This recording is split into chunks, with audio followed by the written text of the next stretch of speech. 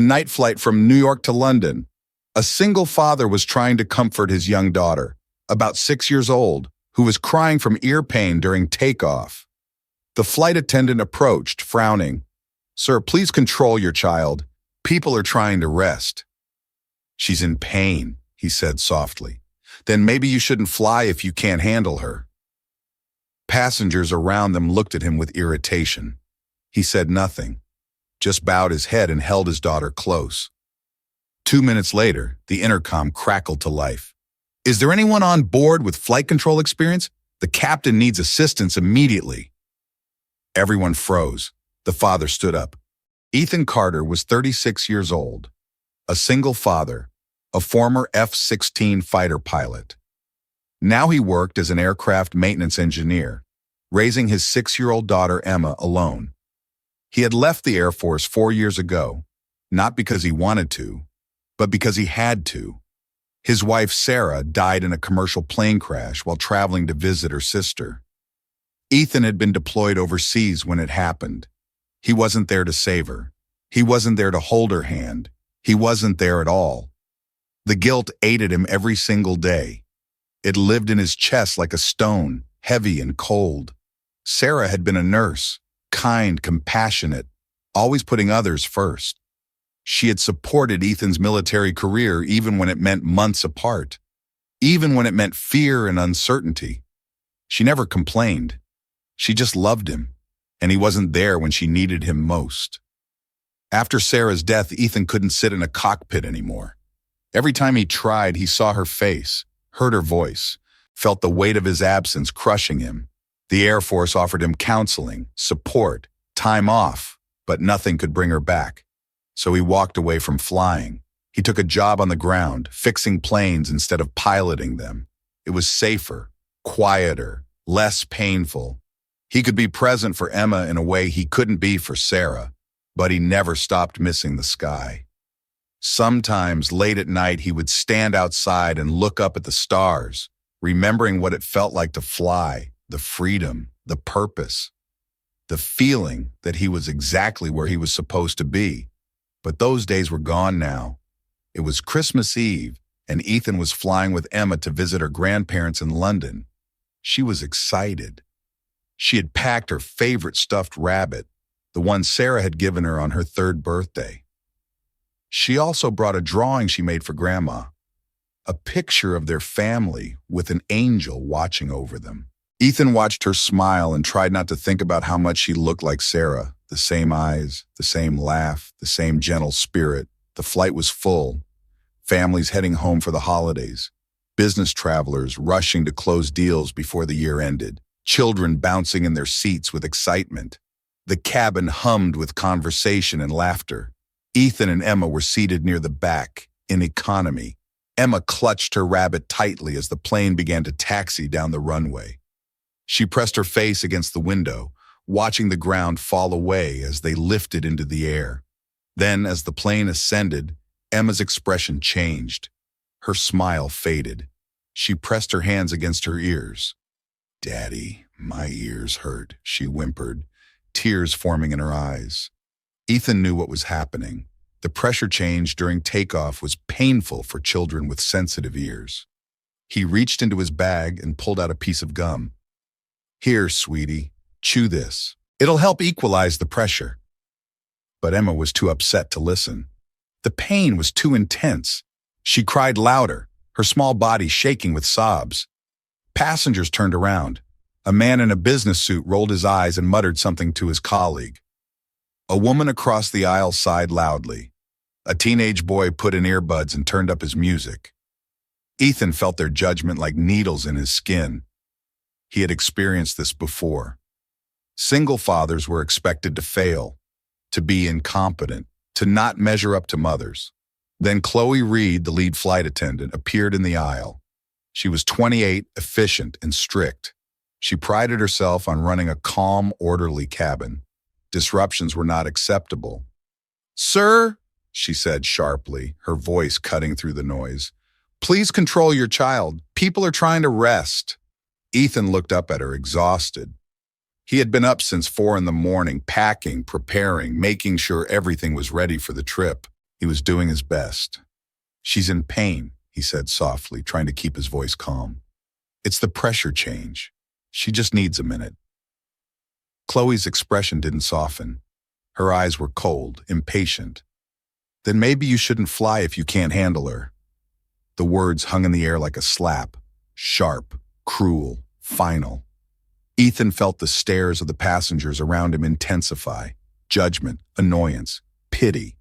He had felt all of it before, but it never got easier. He didn't argue. He didn't defend himself.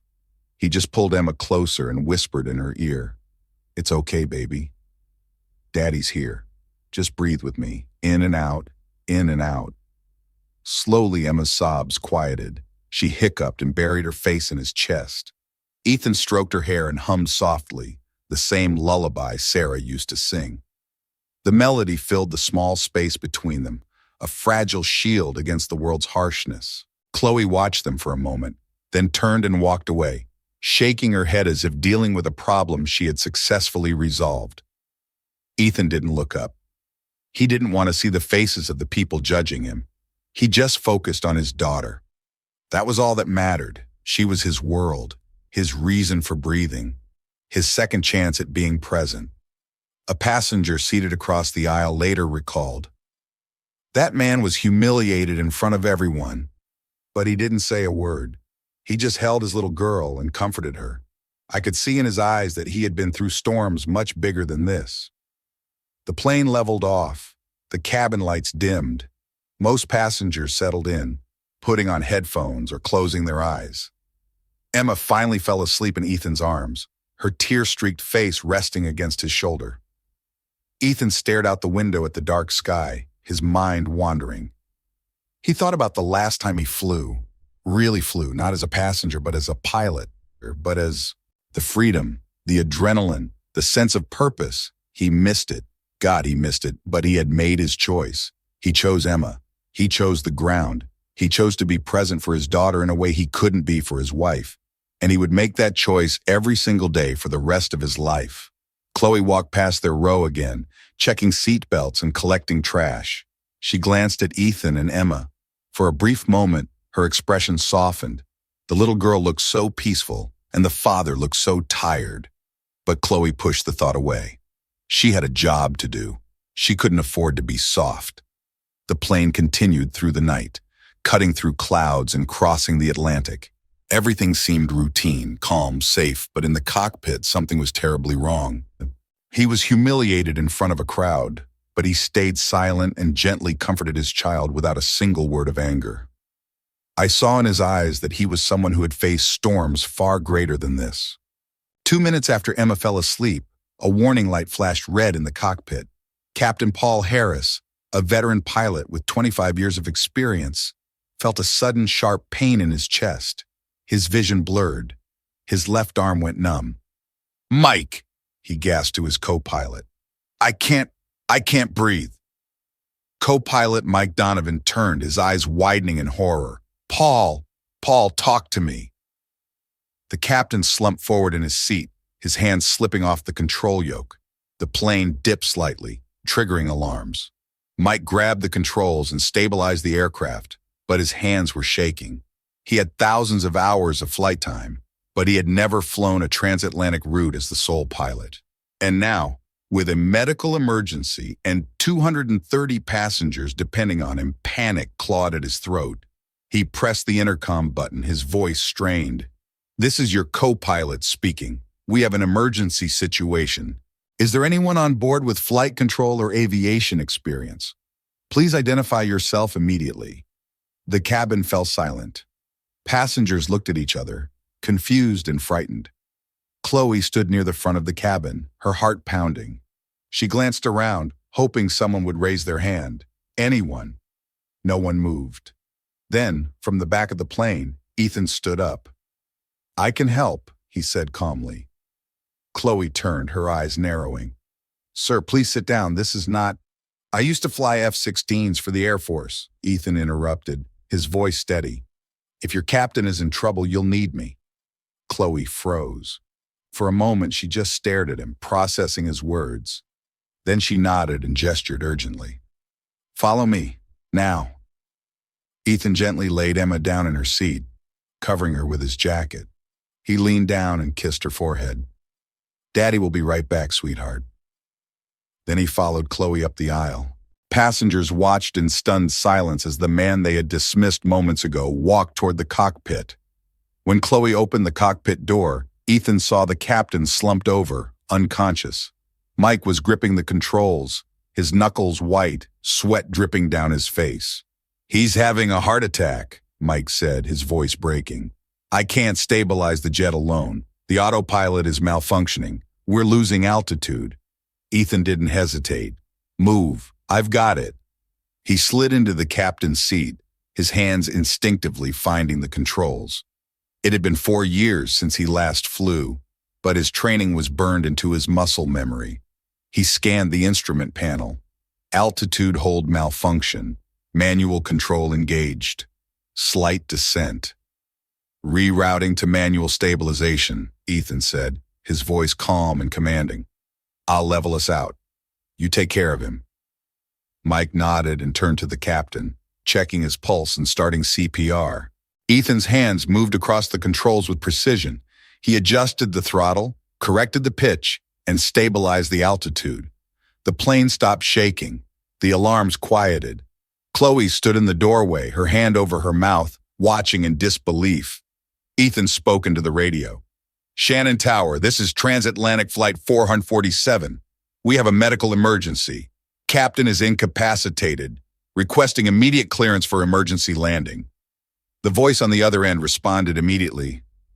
"Flight 447, you are cleared. Emergency crews are standing by." Ethan guided the plane through the descent with steady hands. He communicated with air traffic control, coordinated with Mike, and kept his breathing even. In the cabin, passengers felt the plane tilt and descend. Fear rippled through the rows. A woman started praying. A man held his wife's hand tightly. But the plane didn't shake. It didn't drop. It descended smoothly, steadily, under Ethan's control. 10 minutes later, the runway lights of Shannon Airport appeared in the distance. Ethan lined up the approach, his eyes focused, his hands firm. He had done this 1,000 times in a fighter jet. This was bigger, heavier, but the principles were the same. "Landing gear down," he said. "Gear down," Mike confirmed. The plane descended. The wheels touched the runway with a slight bump, then rolled smoothly to a stop. The cabin erupted in applause. People cheered, cried, hugged each other. Ethan exhaled slowly, his hands still gripping the yoke. He had done it. They were safe. Mike looked at him with tears in his eyes. "You just saved 230 lives." Ethan shook his head. "We saved them. Together." Emergency crews rushed onto the plane. Paramedics attended to the captain, who was stable but needed immediate hospitalization. Ethan stood up, his legs shaky from adrenaline. He walked back into the cabin. Emma was awake now, looking around with wide, confused eyes. "Daddy?" she called out. Ethan scooped her up into his arms, holding her tight. "We're safe, honey. Everything's okay." Chloe stood nearby, tears streaming down her face. She couldn't speak. She could only stare at the man she had dismissed, humiliated, judged, the man who had just saved everyone on board. Ethan walked past her without a word, carrying his daughter toward the exit. The passengers stood as he passed, silent and respectful. Some bowed their heads, others whispered thank you. Ethan didn't acknowledge them. He just held his little girl and kept walking. When the plane stopped, he walked out carrying his sleeping daughter, passing through the crowd without looking back. Everyone stood in silence and bowed their heads. By the next morning, the story had gone viral. Single father saves 230 passengers after pilot collapses. Former fighter pilot steps, enduring mid-flight emergency. Hero dad lands plane, then disappears into the night. News outlets around the world picked up the story. Videos taken by passengers flooded social media. One clip in particular went viral. It showed Ethan in the cockpit, his daughter's stuffed rabbit sitting on the console beside him as he calmly guided the plane to safety. The caption read, "Hold tight, baby. Daddy's got this." Millions of people watched, commented, shared. Ethan became an overnight sensation, but he wanted nothing to do with it. He turned off his phone. He stayed home with Emma. He tried to return to normal life, but the airline had other plans. A week later, Ethan received a formal letter inviting him to the airline's headquarters in New York for an official thank you ceremony.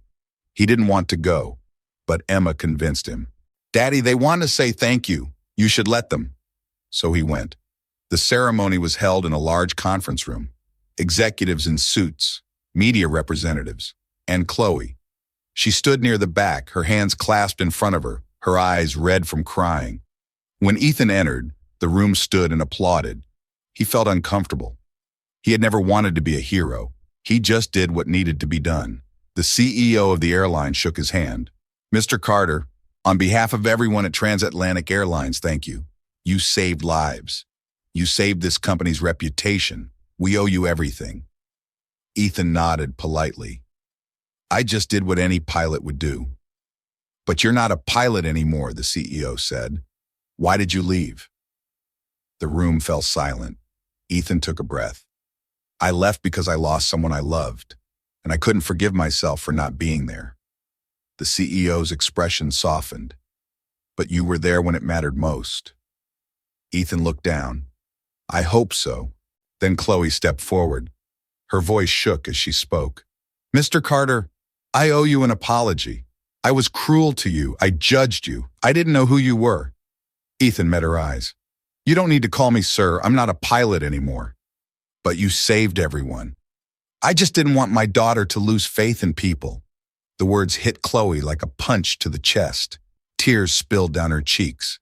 "I'm so sorry," she whispered. Ethan's expression softened. "You don't need my forgiveness. You just need to remember that everyone you meet is carrying something you can't see." The room was silent. Then the CEO spoke. "Ms. Reed has been placed under internal review for her conduct. What would you like us to do, Mr. Carter?" Ethan looked at Chloe. She was terrified, ashamed, broken. "I want her to keep her job," he said. Everyone looked shocked. "If she doesn't learn from her mistakes, she'll never know what responsibility really means." Chloe broke down sobbing. "Thank you. Thank you so much."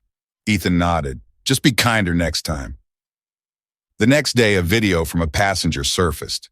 It showed Ethan in the cockpit, Emma's rabbit beside him, his hands steady on the controls. His voice, calm and reassuring, could be heard in the background.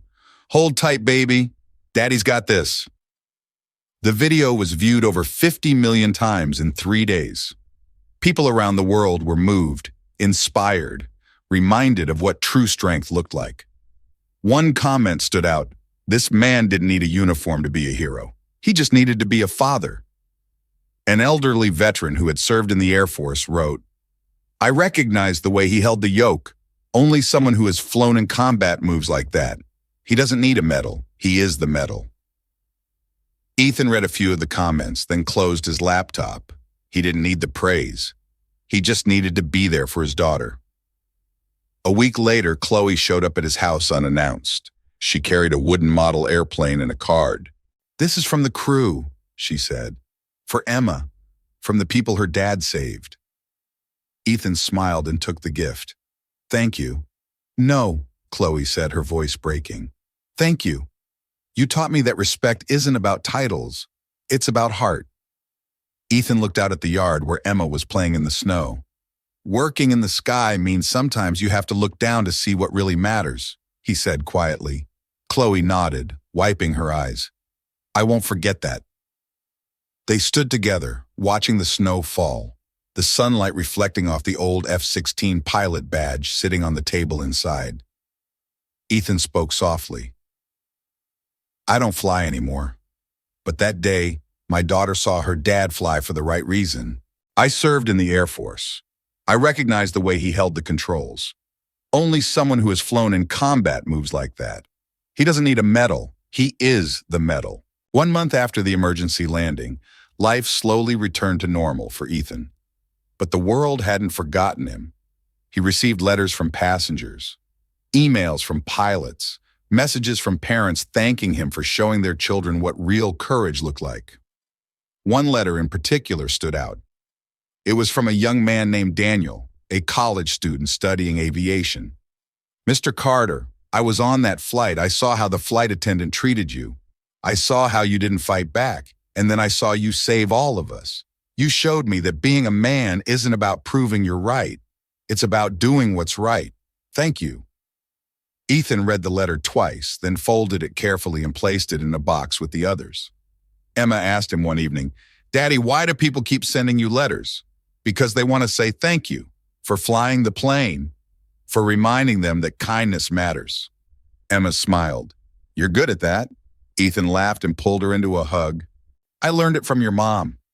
Transatlantic Airlines invited Ethan to join their pilot training program as an instructor. They offered him a generous salary, benefits, and the chance to fly again, but Ethan declined. "I appreciate the offer," he told the CEO over the phone, "but I'm exactly where I need to be, on the ground, with my daughter." The CEO respected his decision. "If you ever change your mind, the door is open." "Thank you, but I think my flying days are over." Chloe stayed in touch with Ethan.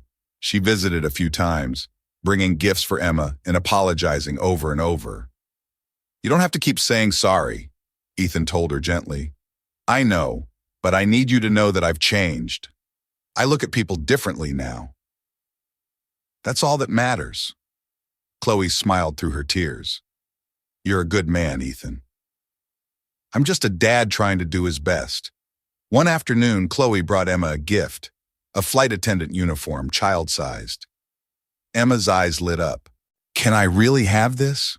"Of course," Chloe said. "Because one day you're going to fly too, just like your dad." Emma looked at Ethan. "Will you teach me, Daddy?" Ethan's heart swelled. "Maybe one day, sweetheart." That evening, Emma wore the uniform around the house, pretending to serve snacks and check seatbelts. Ethan watched her with a smile, thinking about Sarah. She would have loved this. She would have been so proud. As the sun set, Ethan sat on the porch, a cup of coffee in his hands. The sky was painted in shades of orange and pink. He thought about the flight, the fear, the adrenaline, the moment he sat in that cockpit and felt like himself again. But he also thought about Emma, her small hand in his, her trust, her love. And he realized something. He didn't need to fly to feel whole. He just needed to be present. Chloe's words echoed in his mind. Working in the sky means sometimes you have to look down to see what really matters. She was right. From today, I choose to see people a little longer. I will live with kindness. 6 months later, Ethan was invited to a civilian pilot commendation ceremony in Washington, D.C. He was asked to give a speech, but he declined. Instead, he wrote a letter that was read aloud on stage by Chloe. "I don't want to be remembered for saving people. I want to be remembered for teaching my daughter that kindness doesn't need proof, that being a good person is more important than being a perfect one, and that love is the only thing that lasts." The audience sat in stunned silence.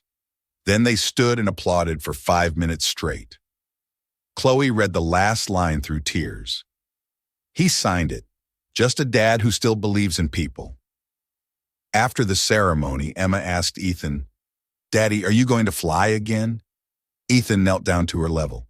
"No, sweetheart. Now I only fly in the hearts of people who believe in doing good." Emma thought about that for a moment. Then she smiled. "I like that kind of flying better." Ethan hugged her tight. "Me too, baby, me too." A year later, a documentary crew reached out to interview Ethan. He politely declined. He didn't want fame. He didn't want recognition. He just wanted to live quietly with his daughter, to be present, to be enough. But his story lived on. It was shared in pilot training programs, taught in leadership seminars, told to children as a bedtime story. And every time a flight attendant saw a single parent struggling with a child, they remembered Ethan Carter. They remembered his patience, his grace, his quiet strength. One flight attendant wrote in a blog post, "Every time I see a single parent or a crying child, I think of that man. He didn't leave his phone number. He didn't ask for thanks. He just left us with the belief that kindness still exists, and that's the greatest gift of all." Ethan never read the post, but if he had, he would have smiled. Because that was all he ever wanted, to leave the world a little kinder than he found it. On Christmas Eve, 1 year after the emergency landing, Ethan and Emma returned to the airport. They were flying to London again to visit Grandma and Grandpa. As they walked through the terminal, a flight attendant recognized Ethan. She approached him carefully, tears in her eyes. "Mr. Carter?" Ethan turned. "Yes?" "I just wanted to say thank you. You changed my life. You changed how I see people." Ethan smiled. "Just be kind, that's all." She nodded and walked away, her heart full. Emma looked up at her dad. "People really love you, Daddy." "They don't love me, sweetheart. They love what I reminded them of, that we're all just people trying to get home safely." They boarded the plane. This time, Emma's ears didn't hurt. She chewed her gum like a pro and smiled the whole way. And as the plane lifted off into the sky, Ethan looked out the window at the clouds and thought about Sarah. "I hope I'm making you proud," he whispered. Somewhere in the vastness of the sky, he felt her answer. "You always have." If you believe healing stories like this deserve to be told, leave a comment and subscribe. We tell stories that should never be forgotten.